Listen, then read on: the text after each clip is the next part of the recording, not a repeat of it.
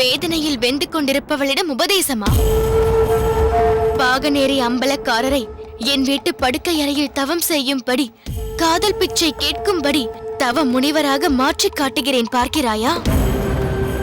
இல்லை என்றால் என் பெயர் வடிவாம்பாள் அல்ல. நான் சொல்லும் நியாயம் உனக்கு உபதேசமாக படுகிறது. உன் விருப்பம் பொருத்தமற்றதே என்பதை நீ உணர்ந்து கொள்ள மறுக்கிறாய். இனி காலம்தான் உனக்கு பாடம் புகட்ட வேண்டும்.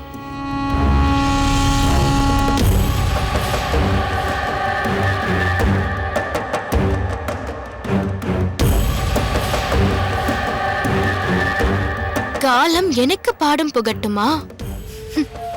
அதுதான் இல்லை. நான் அந்த வாளுக்கு வேலிக்கு காதல் பாடம் புகட்டப் போகிறேன். அதை என் அருமை அக்காள் அருகில் இருந்து பார்த்து பொறுமப் போகிறாள்.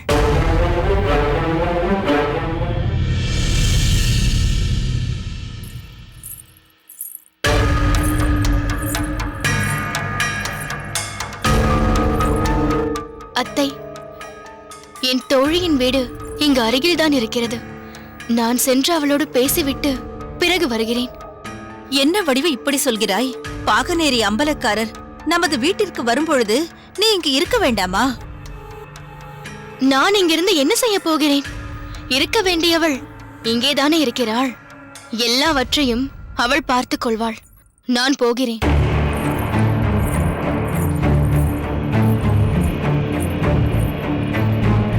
லலிதா, வடிவு இந்த நேரத்தில் எங்கே போகிறாள்? அவள் தோழியை பார்க்க போகிறாளாம். ஓஹோ. ஆமாம், சுந்தரி எங்கே? இங்கே எல்லா பணிகளிலும் அவள் பங்கெடுத்துக் கொண்டதால் செய்து கொண்டிருந்த சிகை அலங்காரம் கலைந்து விட்டது. நீ சென்று அதை சரி செய்து கொண்டு வா என்று உள்ளே அனுப்பினேன். நல்ல வேளை. இவள் இப்படி மூர்க்கத்தனமாக பேசும்போது சுந்தரி இல்லை. அவள் கேட்டிருந்தால் அவள் மனம் என்ன பாடுபட்டிருக்கும்? அதற்காக என்ன செய்வது லலிதாங்கே? ஆமை புகுந்த இல்லமும் பொறாமை புகுந்த உள்ளமும் உருப்படாது என்பார்கள். இங்கு வடிவு மனதில் தன் அக்காவிற்கு கிடைத்த வாழ்க்கையை கண்டு பெருமைப்படுவதற்கு பதில் பொறாமை புகுந்து விட்டது. இந்த நிலை இப்படியே நீடித்தால் இதற்கு என்னதான் முடிவு? நீயோ நானோ இதற்கு ஒன்றும் செய்ய முடியாது. அவள் தன்னைத்தானே திருத்திக் கொண்டால்தான் உண்டு. அம்பலக்காரர் வரும் நேரத்தில் அவள் வெளியே சென்றதும் ஒரு வகையில் நல்லதுதான். நீ அதற்காக கவலைப்படாது. ஆமாமா, அம்பலக்காரர் வந்து விட்டார். லலிதா, நான் வாசலுக்கு சென்று அவரை வரவேற்கிறேன். நீ சென்று சுந்தரியை அழைத்து வா. செல்லுங்கள். வாருங்கள் வாருங்கள். வணக்கம். உங்கள் பாதம் இந்த ஏழையின் இல்லத்தில் பட நாங்கள் பாக்கியம் செய்திருக்க வேண்டும். ஏன் அப்படி சொல்கிறீர்கள்? உலகத்தில் உள்ள சிற்பங்கள் அனைத்தும் ஒன்று திரண்டு சுந்தரி என்ற பெயரில் உங்கள் இல்லத்தில் தானே இருக்கிறது. வாருங்கள்.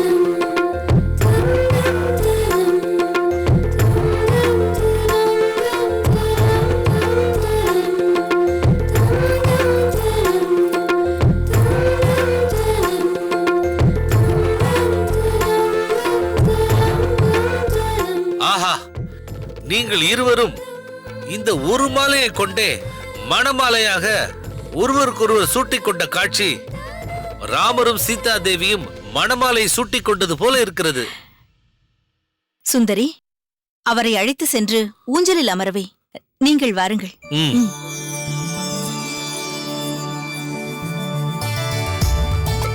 வாருங்கள்.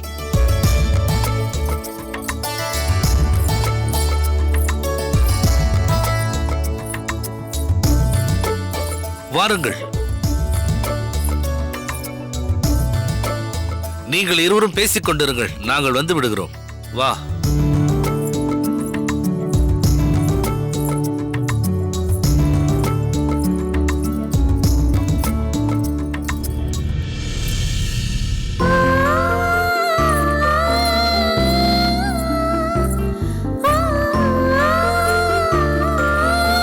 அமருங்கள்.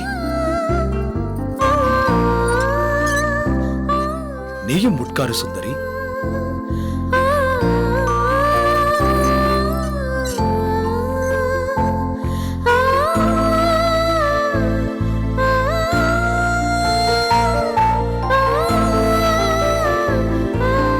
தாம்பூலம் போடுகிறீர்களா?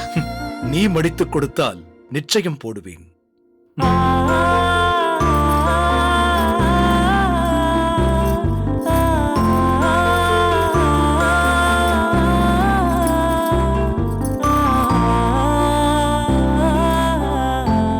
இது வேண்டாம். வேறு? அது வேண்டும்.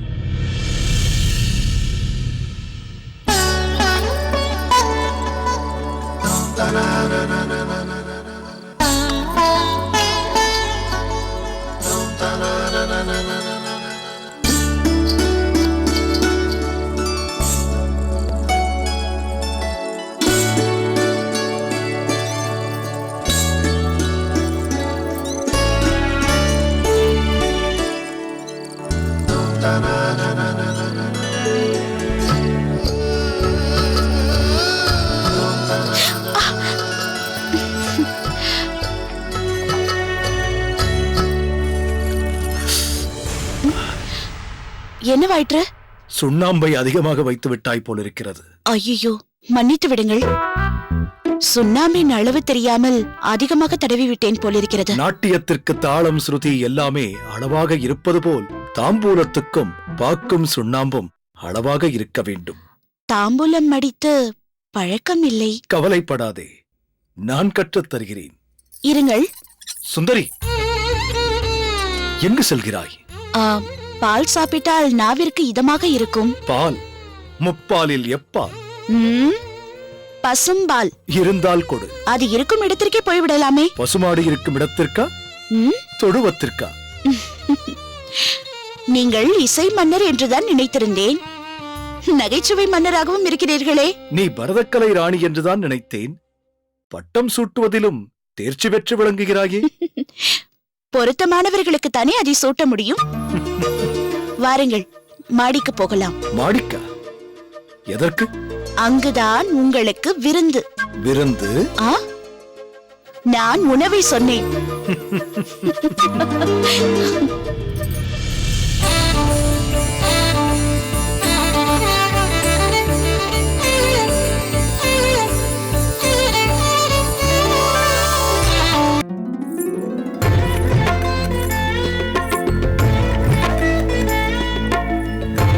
அமருங்கள்.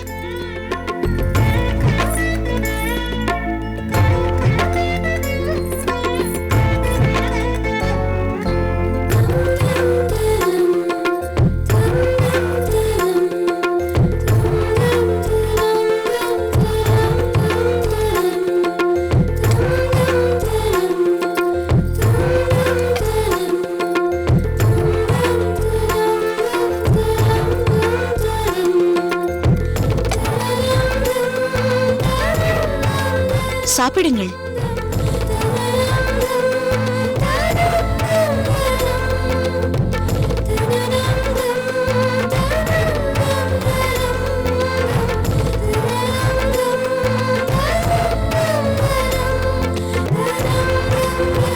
உணவு எப்படி இருக்கிறது? உண்மையை சொல்ல வேண்டுமென்றால் அம்பலக்காரன் என்ற முறையில் அம்பலங்கள், பாளையங்கள், அரசுகள், பேரரசுகள் என்று பல இடங்களுக்கு சென்று பலவிதமான உணவுகளை உண்டிருக்கிறேன். ஆனால் அத்தனை இடங்களிலுமே இதுபோன்ற ஒரு சுவையான உணவை, இல்லை, உணர்வை நான் உண்டதே இல்லை. அதற்கு காரணம் இருக்கிறது. என்ன அது? இந்த உணவில் என் உயிரையும் கலந்து சமைத்திருக்கிறேன். என் மீது இவ்வளவு பிரியம் வைத்திருக்கும் நீ அன்று என்னை அப்படி வெறுத்து பேசினாயே.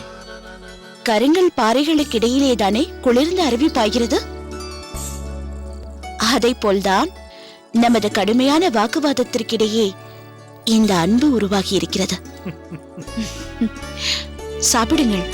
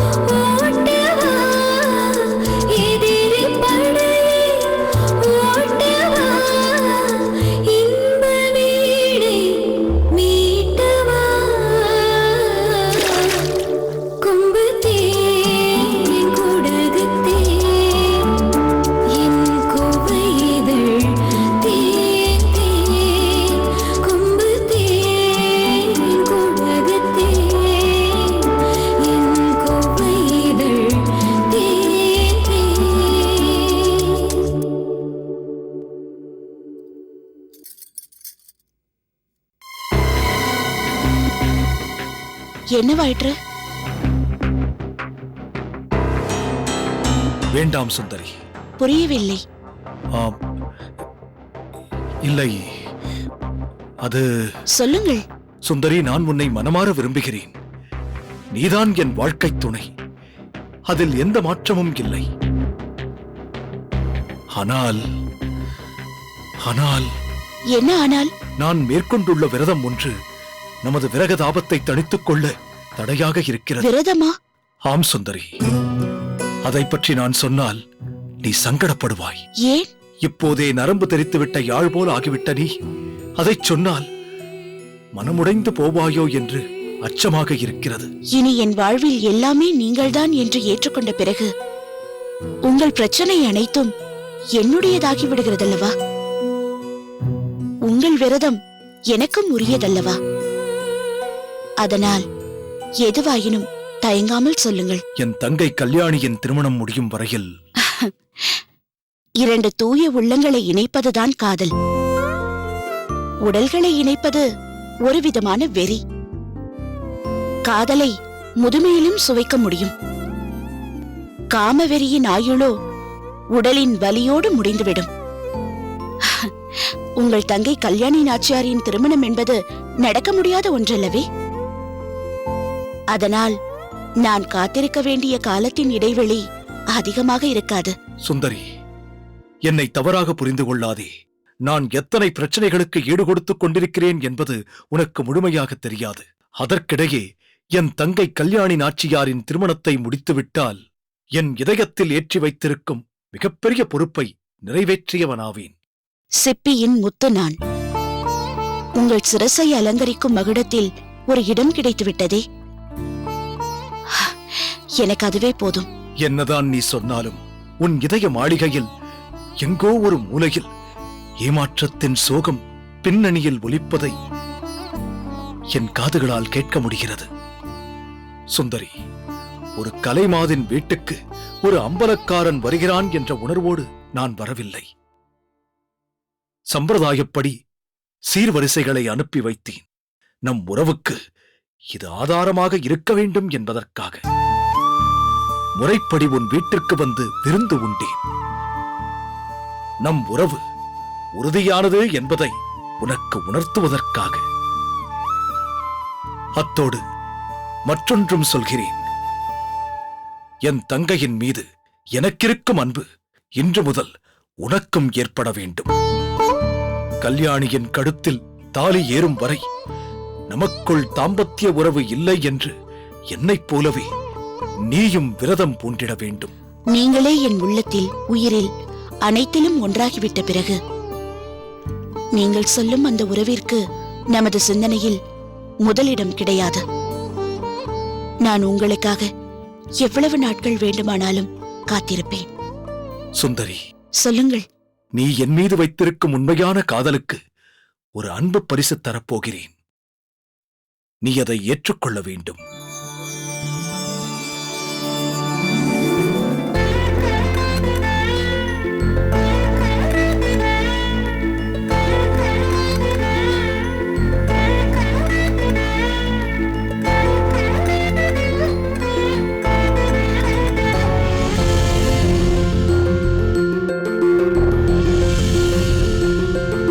இது வெறும் பரிசு மட்டுமல்ல, தாலி.